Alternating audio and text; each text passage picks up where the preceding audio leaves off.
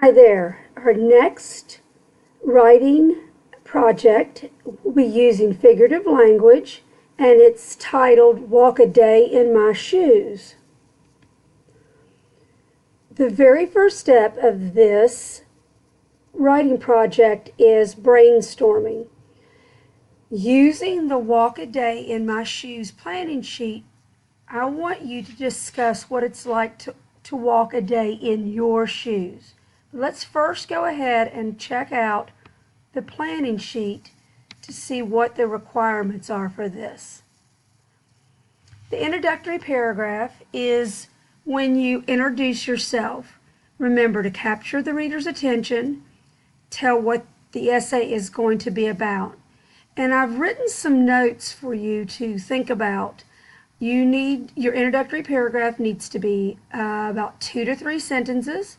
Make sure you introduce yourself. And a lot of times a great way to start your introductory paragraph is by asking a question to hook the reader. Body paragraph 1, I want you to focus on what it's like to walk a day in your shoes. Now, of course, we're using figurative language. We're really not going to be walking a day in your shoes, but you need to make sure that you describe and tell what your daily activities are. And in body paragraph 1, you are going to describe a day as a 5th grader and some responsibilities that you have. This paragraph needs to be 6 to 8 sentences, and you need to tell about all your activities at school, such as any clubs that you're in, switching classes, and also hopefully you'll include something about being 5th grade leaders. Body paragraph 2 is also 6 to 8 sentences long, and your focus in this paragraph is what it's like to walk a day in your shoes at home. So you're going to describe a day as a family member in your family and some responsibilities that you have. Make sure you tell about your home life, your chores, your responsibilities, such as taking care of pets, if you have older brothers and sisters, younger brothers and sisters, and so on. Body paragraph 3 talks about walking a day in your shoes when you're involved with an extracurricular activity in which you participate, such as like football, cheerleading, dance, or soccer. I want you to describe a day as a member of a team or a group and some responsibilities that you have. This needs to be 6 to 8 sentences again, and discuss anything you do extra like Girl Scouts, church, Boy Scouts, or any team sports. Also, don't forget to mention your practices and your games. When do they occur? What day of the week? Something else you might think of is if you play a musical instrument, do you take lessons anywhere? And lastly, the conclusion paragraph is, remember, you need to make it about 2 to 3 sentences long, and you need to restate your main idea. You're going to, what I suggest is reread your introductory paragraph and then restate your opening, but make it interesting. Don't just write the same thing. Remember to wrap up your writing. You could even say in conclusion, or walking a day in my shoes is not easy. So after you start organizing your thoughts with the planning sheet, remember, we're using figurative language. We're really not walking in your shoes. You have to describe to us what it's like. Make sure you're specific when you're describing your life, how difficult it is being you. And notice I've winked because we know your life is not that hard. Follow the suggestions that I gave you on your planning sheet.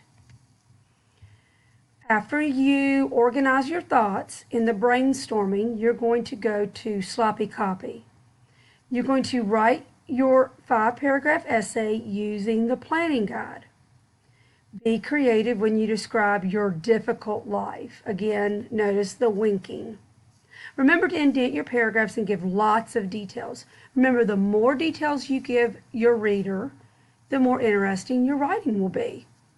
Make sure you remember how many sentences you must have in each paragraph. Look back at your planning sheet if you forget.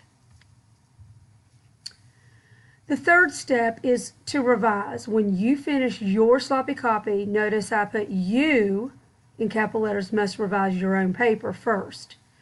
Make sure that you read each sentence to make sure it makes sense. Correct any spelling errors. Make sure you use capital letters correctly. And make sure you have punctuation correct, including commas and periods. Step 4 is editing or peer editing, and after you've made corrections to your own paper, you may ask 2 people to check over your work. If you are editing someone else's paper, remember to use a different color checking pen or pencil because this helps see the mistakes easier. Make sure you give positive comments to the paper you're editing. And when you make suggestions, please remember to be kind. After you have 2 people to peer edit your paper, step 5 is writing your final copy. Remember, write your final copy on a clean sheet of notebook paper. If you need 2 pages, write on the front side only. We are hanging these in the hallway, so please be neat. After you finish your final copy, the next part of this project is you're going to be making a paper doll and feet. Make sure you glue your final copy on one side of the large construction paper given to you. I don't care if it's on the right or left, it doesn't matter. You will then create your paper doll. You make sure you color and cut it out, and then you're going to glue it on the opposite side of what you glued your notebook sheet of paper on. If you need to make sure you trace around your feet without shoes on. Cut out your feet and then color them any color you want. Be creative. You're going to glue your colored feet on the bottom of your paper doll.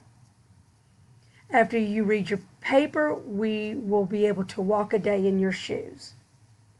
Okay, so make sure when you follow these directions, these are really going to be great hanging in the hallway. We want your best work. All right, have fun. Thanks.